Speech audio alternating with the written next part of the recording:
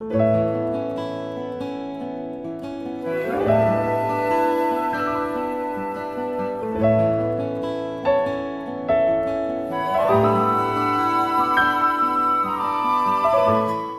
everybody, this is Zhou Zheng Show and Live. I will introduce the very unique, special. The people call him, audience call him, Mona Lisa pianist. Hi, Cat Joe. Hello, nice to Joey. meet you. Nice to meet you. Welcome to our studio and Zhou Zheng Show and Live. I think you are first time to come to the Chinese community TV station. Yes. I want first please say hello to our audience of the HTTV. Yes, hello. Glad to be here today and hope to share a little bit about what I've been doing in the area of music with you.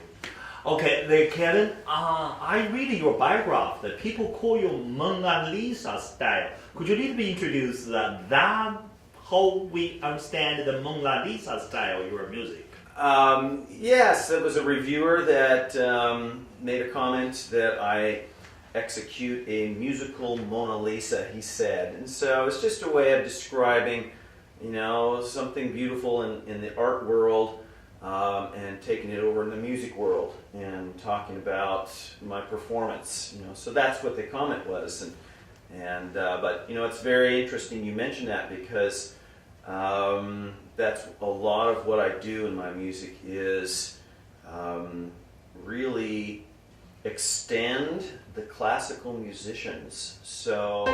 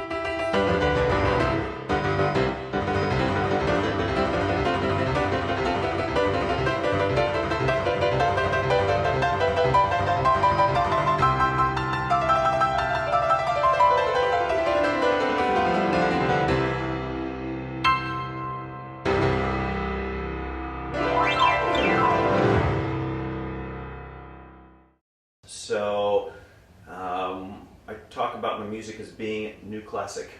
New classic. Okay. Kevin, I heard of it. Can I call you Kevin? Sure. Yes, okay. We are like to music, we're Sure. just like old friends, Yes, right? yes. Okay. I heard that you, when you were 6 years old, Yeah. you began to training the piano, Yes. play the piano. Who asked you to do that, or by yourself? I saw my older sisters taking piano Oh. lessons, and it looked fun. And so I began taking piano lessons myself when I was 6. But after a few years, I got bored. Okay. And partly because of the way lessons are taught. And then I started improvising and creating and composing my own music when I was like 10 years old, so. Yeah. What make you go on, go in for the music, the professional for many, many years? Yes. I think more than probably 20 years, Yes. 30 years. Right. And I don't want to tell the people how old you are, but you are looks very younger than your age, I think. So, but you are really a professional artist. I want to know what make you continue to do your music job. Well, the music business is not an easy one, so Not a change. yeah, it's a lot of changes, but sometimes I can't not do it. I can't not do it. So it's just, God gives me, melodies, inspires me with music, and I have to get it out there, right? I'm a composer. That's how I'm made, and so I love to create.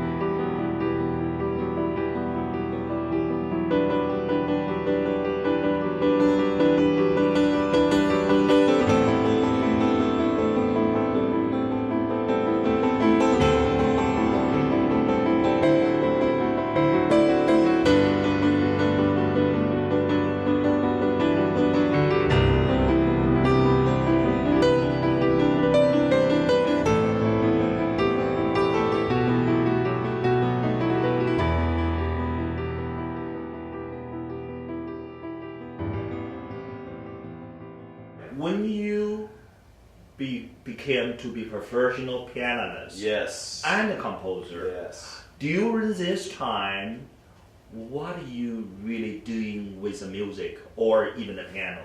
Like you go to college, Yes. or you try to want to be another something to do, another like a businessman. So I want to introduce another your lifetime. Yes. So I continued playing piano in high school. I did a lot of musical things, and I composed, and we would, do some talent shows. And early on, maybe I a little bit understood that writing music was something that I really enjoyed, and I would continue with. Well, when I got to college, I was also interested in economics and mathematics as well, and I was already composing. So I kind of put everything together with my economics background and my music, and recorded my first CD, Through High Places, when I was a junior in college, and we released it that year. And I began my professional career of doing performances and releases, movie soundtracks, all actually while I was in college.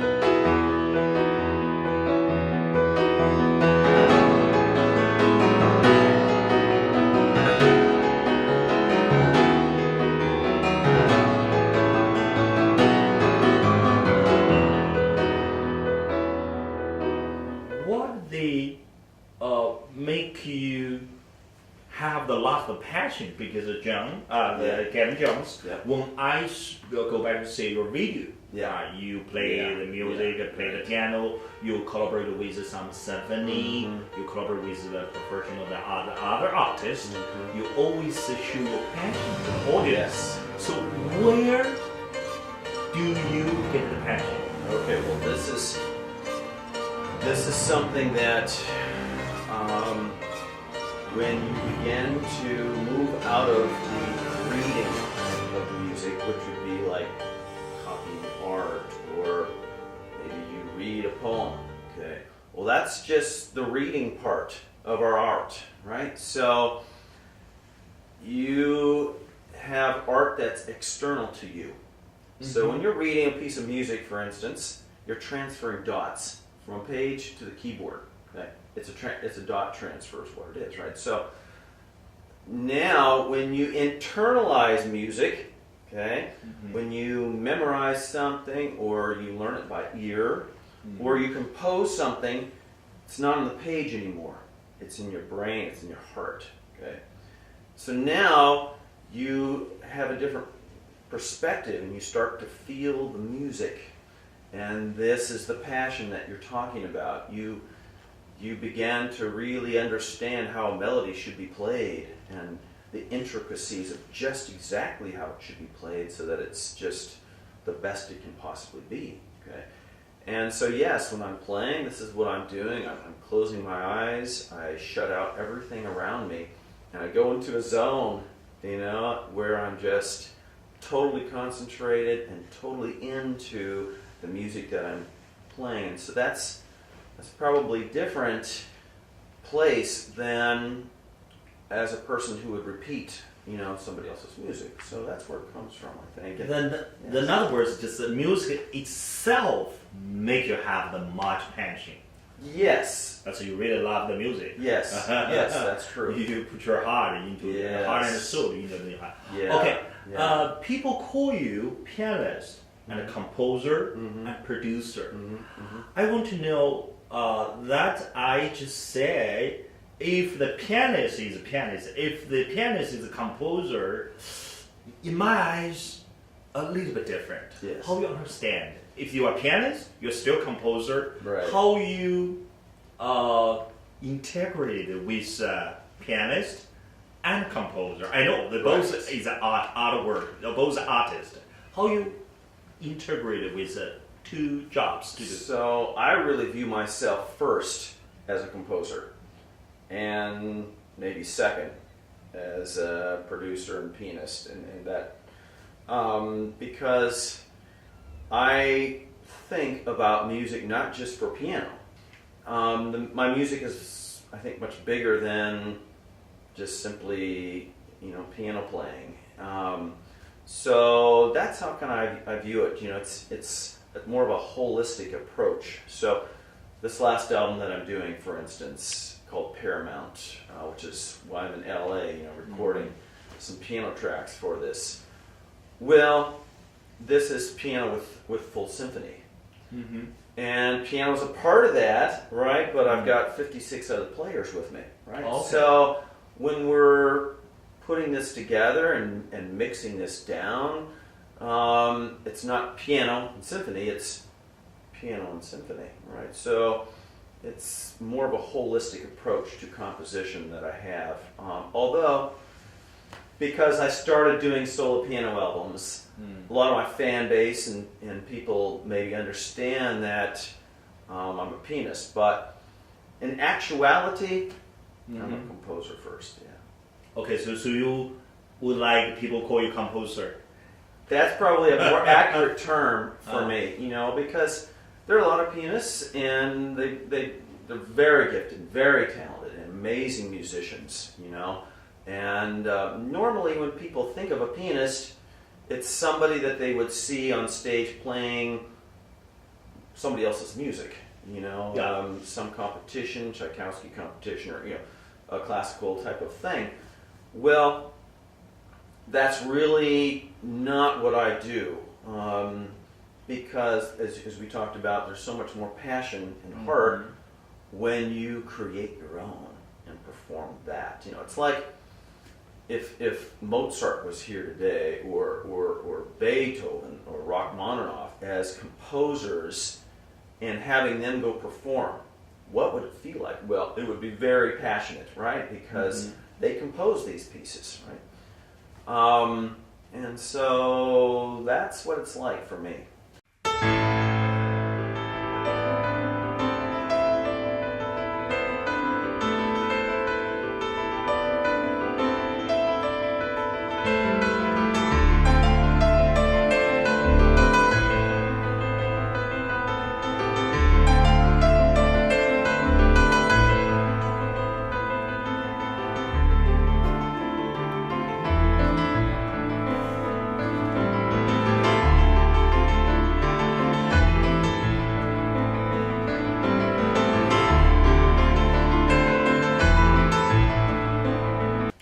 Okay, so when we discussed before we came to her studio, we discussed about your music, type of your music. Yeah. You call your music is a new classic. Yes.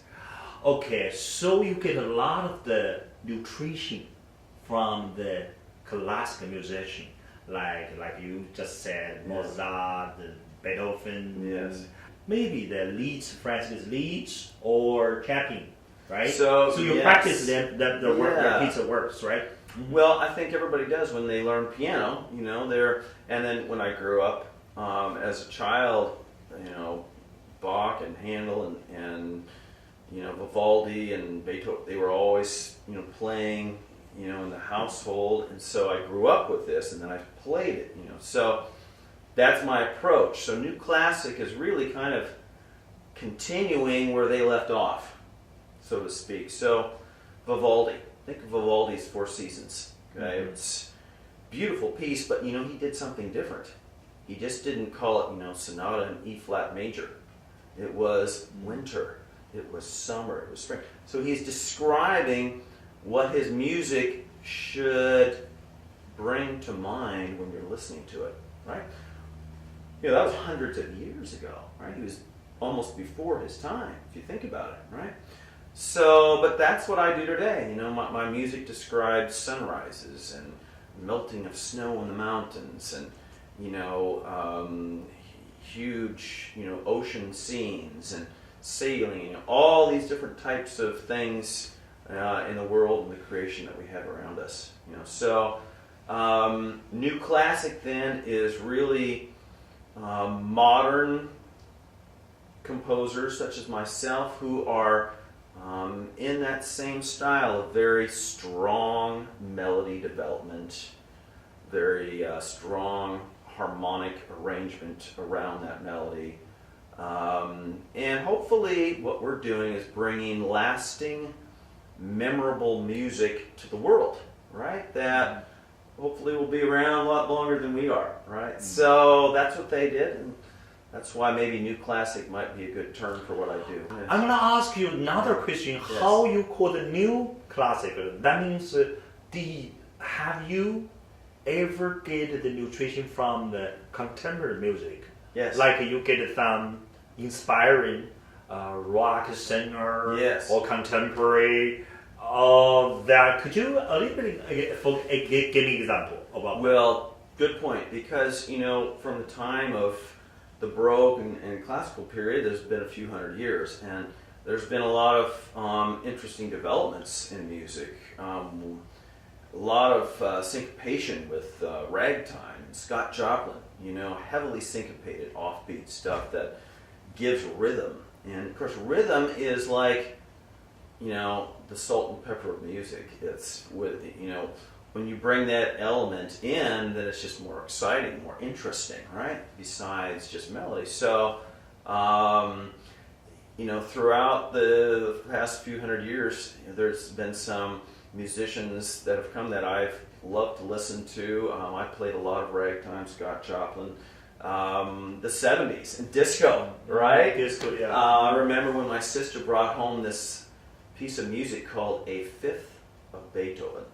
It was not the fifth, it was a fifth of Beethoven, right? And it was a disco version at that time in the 70s, and I had never heard anything like that before. Well, I immediately, devoured that music and had it memorized in a couple days because it was so fun and interesting. It had all these syncopated rhythms in Beethoven's Fifth.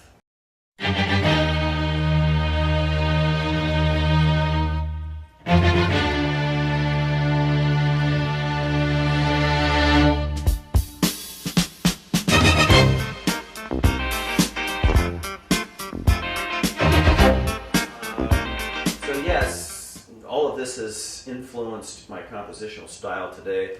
Some great contemporaries, obviously David Foster, people like him, Samuel Barber, and some great rock groups, Boston and like Michael Jackson. Michael Jackson, and just a lot of great artists that have written rock classics, so to speak, that are still with us, right? Yeah. Okay. So you get then a lot of the things from there. Yes. Yeah. So okay, it's not like it is contemporary. It's very energetic, and it has a lot of contemporary stylings to it as well as old stylings. It's a blending of the old and new. Okay, I want to talk about your new album. Yes. What's your new album? The name of your new album? Well, we're going to call it Paramount. Paramount. This Yes. is a kind of very familiar the world. The Yes. Paramount, like the Paramount Studio. Right. We're making these. There is a Paramount. In California, there is a Paramount of the road. So why you call this name of the Paramount? Well, a friend suggested it to me when he was listening to some of the tracks, and he said, "Look at the dictionary definition of it." Mm-hmm. And so I looked at the dictionary definition, and it was like above all things, that type of meaning to it. And this is really probably my life's greatest work at this point. And it involves many years of composition and arrangement and the best of what I have. So I think it's appropriate for it to be called Paramount in terms of my own musical endeavors and giving the best of what I've done. This album is, product of probably at least 10 years, off and on in the making. So there's a lot of work, a lot of time, a lot of energy, and a lot of great musicians collaborating in this as well. We have brilliant orchestrator R.J. Miller in Denver, Evgenia Braga, in Kiev, Nur in Bishkek, Kyrgyzstan, all over the world, really. And there's so many great producers and arrangers and musicians that it's almost a global effort at this point to get this release going. So, yeah. So with the new album, so most of the piece of the work is composed by yourself. Yes, I've composed all the songs. Oh. And I've arranged everything, and then I have orchestrators, and they will take some of my arrangements and make them even better, and then sometimes I will do my own orchestration. So I kind of collaborated with people that are very good at what they do. I don't pretend that I know everything, because I don't, and there's a lot of people that in this particular field or that, it's better if I collaborate with them, because then we get a much better product. They bring something to my music that I didn't think of, right? And so it's good to have another perspective, come in and share their ideas, especially when they're just brilliant people. And that's just a privilege for me to work with people like this, really. Good. Congratulations. Thank you. That one. Thank you, Okay, Jay. Kevin, I want to ask you another question. Okay. And when you compose like write something, if I'm right. Right. Okay. Yeah. When you compose, what make you have the, if I write, I have the passion. Mm-hmm. If I don't have the passion, I don't write. Right. What is the passion? Where did you get the passion to help you to compose something? I've composed many songs where I would just go into a place, sit at a piano at night, turn off all the lights, and just sit there and start playing. And things will start to move out, and songs will start to just flow out of this experience. Once in a while, I'll wake up in the morning with a song that I dreamed. Real. And every once in a while this will happen. One of the songs I'm working on, called Love Returned, which is a vocal track that I'm doing, was something I woke up with on a Sunday morning, and immediately, ran to the keyboard and played it in so I wouldn't forget it. But it's just a combination of many different things. But composition and writing is not simply inspiration, it's also work, at developing things. And so I talk about the fact that probably what I do is 99% perspiration and 1% inspiration, in terms of the fact that there is work to understand good chord progression, good crafting of melodies, putting it all together, creating complementary melodies, all these different things that go into it.